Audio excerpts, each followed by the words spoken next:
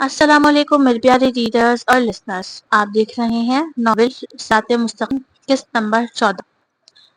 سلیمان کو اپنے بستر پر پاک صاف باوضو ہو کر قرار دیا تھا۔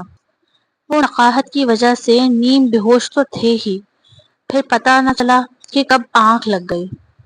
روا مضطرب سی انہیں دور کھڑے دیکھ رہی تھی کہ شمشیر کمرے میں داخل ہوا۔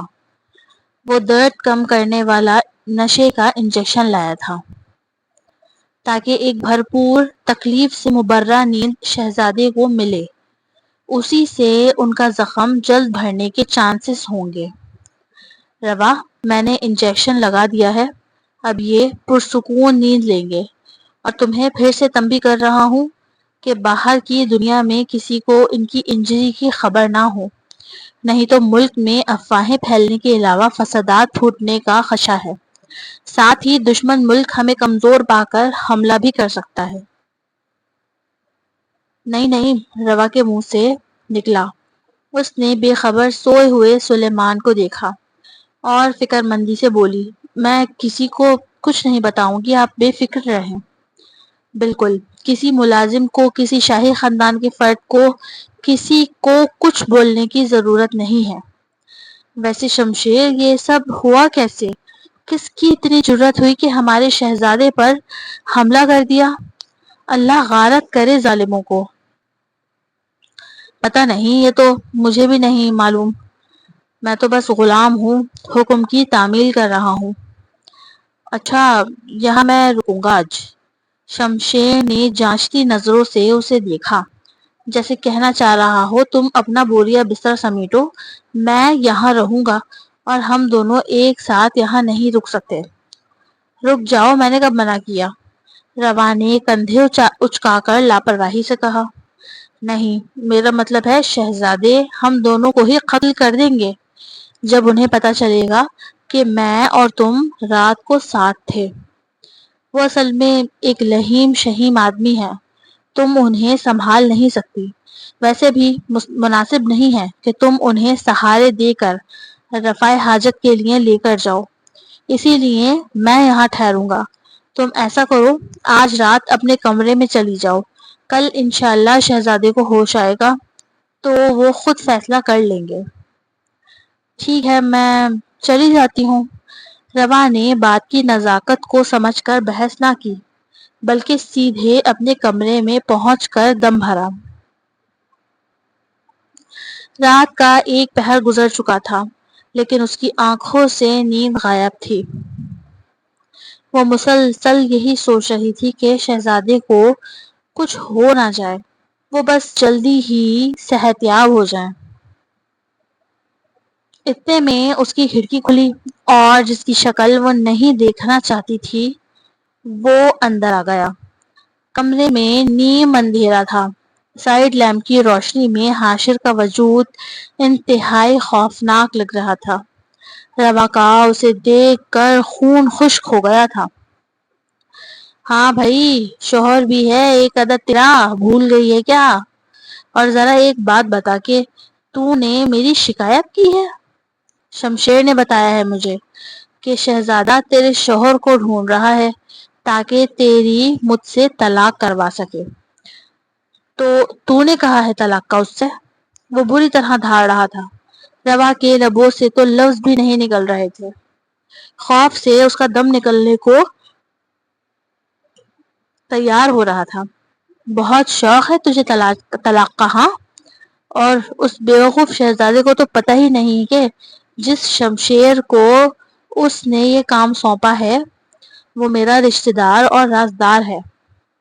اتنے مہینوں سے اپنے کمرے کا تو نے رخ نہ کیا، آج آئی ہے نا ہاتھ میں۔ حاشر بول رہا تھا اور روا کا سانس سینے میں گھٹ رہا تھا۔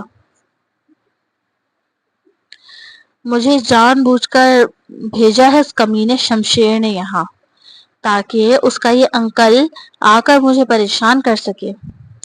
روا ہکا بکا سی بیٹھی دل میں سوچ رہی تھی، پھر ایک دم ہی کھڑی ہوئی اور بولنا شروع کیا۔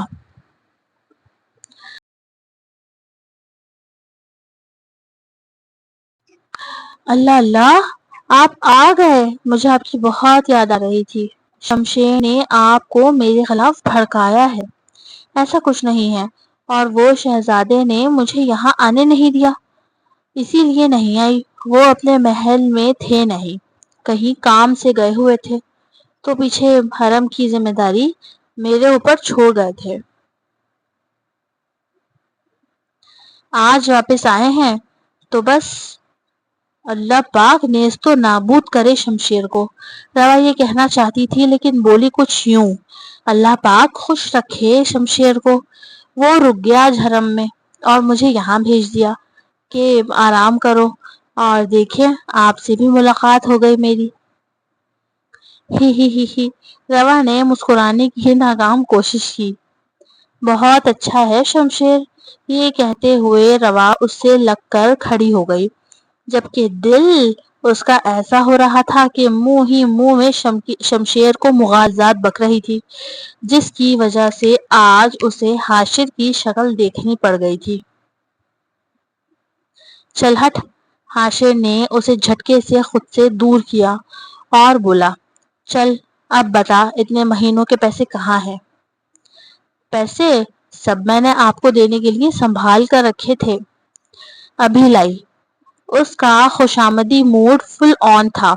اس نے فوراً ہی اپنے پرس میں سے سب پیسے نکال کر حاشر کو دے دیے. دل کو جو تکلیف یہ کرتے ہوئی تھی بس وہ ہی جانتی تھی. اس نے کڑوے گھونٹ کی طرح اس بات کو پی لیا تھا. اب وہ مؤدب سی ہاتھ باندھے کھڑی اس کے دفع ہونے یعنی کہ جانے کا انتظار کرنے لگی. لیکن پھر اچانک: چل لیٹ جا بستر پر. کتنے مہینے ہو گئے ہیں مجھے تجھ سے اپنا حق لیے. روا اس کی بات سن کر سٹپٹائی تھی، پر وہ بس یہی بول سکی: پرور کچھ نہیں. پھر حاشر نے اسے ایک لمحے سنبھلنے کا موقع نہ دیا. روا سلیمان کے حرم کے دروازے پر پہنچی تو شمشیر باہر آ رہا تھا. اس کے چہرے پر بڑی ہی معنی خیز سی مسکراہٹ نے احاطہ کیا جب اس کی نگاہ روا کے چہرے پر پڑی. وہ منہ جو کل رات کی شمشیر کی حرکت کی وجہ سے سوجا ہوا تھا. نہ وہ مجھے کمرے میں بھیجتا، نہ ہی میرے پیسے جاتے، نہ ہی وہ بڈھا میرے پاس آتا. کیا حال ہے؟ شمشیر نے مسکرا کر اس کی خیریت دریافت کی تو روا نے منہ بنا لیا، بولا کچھ نہیں.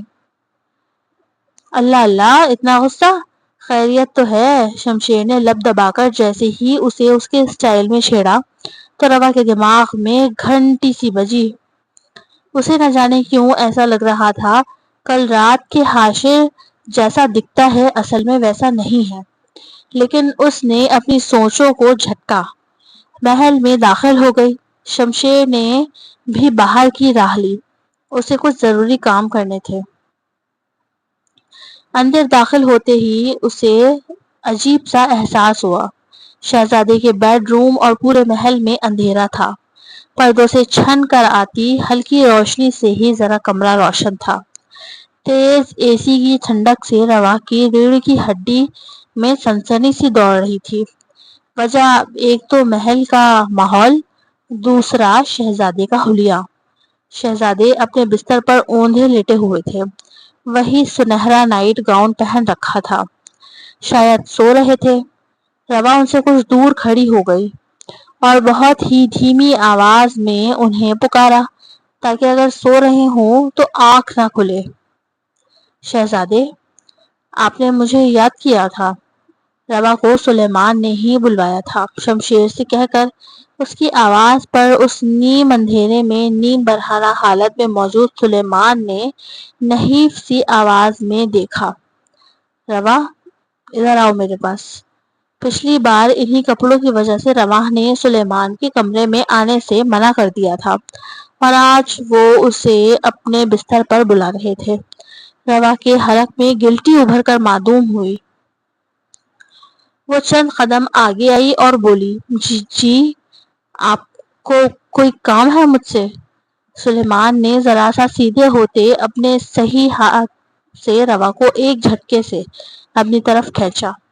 روا اس اچانک افتاد پر سنبھل نہ سکی اور سلیمان کے سینے پر آ گری۔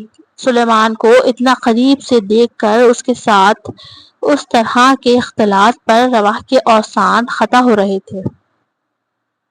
تم کیوں گئی تھی؟ سلیمان نے بوجھل آواز میں کہا، جیسے نشے میں ہوں۔ شاید وہ ابھی بھی دواؤں کے زیر اثر تھے۔ چھوڑے مجھے شہزادے، میں روا ہوں، آپ کی کنیز، معمولی سی ملازمہ۔ اس نے پریشانی سے سلیمان کو یاد دہانی کروانے کی کوشش کی تھی، لیکن سلیمان وہ تو شاید آج اپنے حواس میں ہی نہ تھے۔ انہوں نے اس کی کمر پر اپنے ایک ہی بازو کی گرفت مضبوط کی اور اپنے لب کو اس کے لب کے انتہائی قریب کر کے بولے، شش، بالکل چپ، ایک آواز نہیں سننا چاہتا میں۔ پھر سلیمان نے بے خودی میں آگے بڑھ کر اس کے لبوں پر گستاخی کی۔ روا کی جان نکل رہی تھی۔ وہ سلیمان کو، اس ملک کے ولی عہد کو دھکا بھی دینے کی ہمت نہ رکھتی تھی۔ پھر سلیمان وہیں نہیں رکے اور اپنی منمانی سے اس کے وجود پر قابض ہو گئے۔ روا کی آنکھوں سے بس ٹپ ٹپ آنسو بہہ رہے تھے۔ اسے سب سے زیادہ حاشر اور اپنے رشتے کی پرواہ تھی۔ وہ حاشر کے نکاح میں ہوتے ہوئے آج سلیمان کے بستر کی زینت بن چکی تھی۔ سلیمان تو کروٹ لے کر سو گئے تھے، لیکن وہ بس اپنی آبرو ریزی پر آنسو بہا رہی تھی کہ ظالم کی نیند مخل نہ ہو اور وہ رو دھو کر اپنا غم بھی ہلکا کر لے۔ To be continue EW Urdu novels, don't copy my novel. Like کریں، کمنٹ کریں، سبسکرائب کریں۔ پھر ملتے ہیں انشاءاللہ بہت جلد نئی ایپیسوڈ میں۔ اللہ حافظ۔